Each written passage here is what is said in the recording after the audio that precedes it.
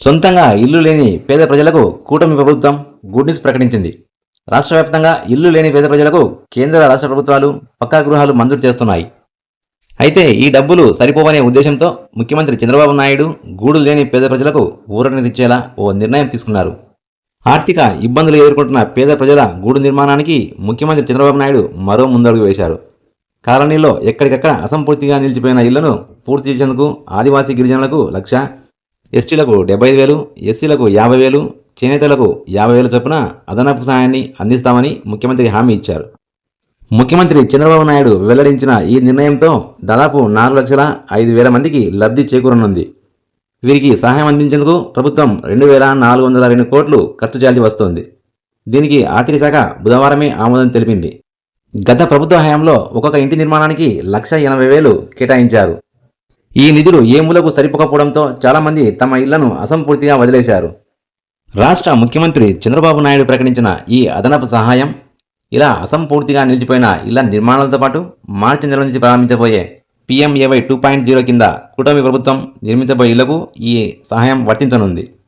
గతంలో వైకాపా ప్రభుత్వం 2019 నుంచి 2024 మధ్య జగనన్న కాలనీ పేరుతో దాదాపు 18,64,000 ఇళ్లు మంజూరు చేసింది.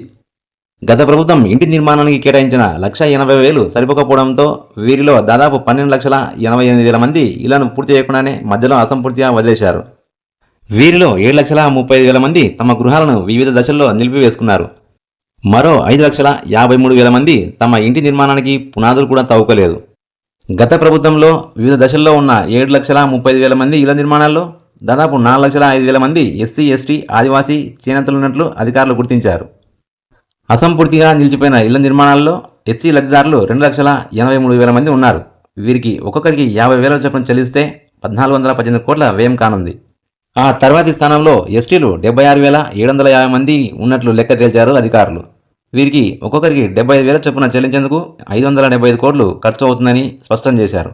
అలాగే ఆదివాసీ గిరిజనులు 36,620 మంది ఉండగా వారికి ఒక్కొక్కరికి 1,00,000 చొప్పున దాదాపు 366 కోట్లు వ్యయం అవుతోంది. తమ ఇంటి నిర్మాణంలో మగ్గం ఏర్పాటు చేసుకునేందుకు అదనంగా మరో గది నిర్మాణానికి ఆర్థిక సహాయం అందించాలంటూ చాలామంది ముఖ్యమంత్రి చంద్రబాబు నాయుడు దృష్టికి తీసుకువెళ్లారు. చేనేత వర్గాలకు చెందిన లబ్ధిదారుల విజ్ఞప్తి మేరకు వారికి అదనంగా 50,000 చొప్పున సహాయం అందిస్తామని సీఎం ముఖ్యమంత్రి చంద్రబాబు నాయుడు ప్రకటించారు. ప్రస్తుతం వివిధ దశల్లో ఉన్న ఇళ్ల నిర్మాణాల్లో 8,490 మంది చేనేత కార్మికులు ఉన్నట్లు అధికారులు గుర్తించారు. వీరికి ఒక్కొక్కరికి 50,000 చొప్పున ఆర్థిక సహాయం అందించేందుకు 42,47,00,000 వ్యయం కానుంది. ఇంతవరకు రాష్ట్ర వ్యాప్తంగా 5,53,000 మంది ఇంటి నిర్మాణమే ప్రారంభించలేదు. వారికి కూడా ఈ అదనపు సహాయాన్ని వర్తింపజేయనున్నారు. అయితే గత ప్రభుత్వం ప్రకటించిన అదనపు సహాయం ఆప్షన్ 3 ఇళ్ల నిర్మాణానికి వర్తింపజేయకూడదని అధికారులు నిర్ణయించినట్టు తెలుస్తోంది. గత ప్రభుత్వంలో ఈ ఇళ్ల నిర్మాణాన్ని కొంతమంది గుత్తేదారులకు అప్పగించారు. గతంలో ఒక్కొక్క ఇంటి నిర్మాణానికి కేటాయించిన 1,80,000 ఏ మూలకు సరిపోకపోవడంతో గుత్తేదారులు ఇళ్ల నిర్మాణాన్ని మధ్యలోనే వదిలేసి వెళ్ళిపోయారు.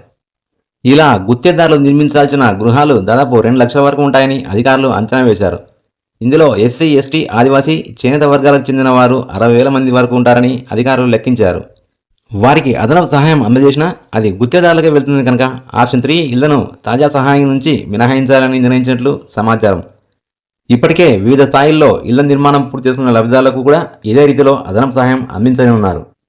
పక్కా గృహం లేని పేద ప్రజల కోసం కూటమి ప్రభుత్వం తీసుకున్న ఈ అదనపు సహాయాన్ని అందుకునేందుకు లబ్ధిదారులు ఇక సిద్ధంగా ఉండండి. Please like, share, subscribe Kushala media.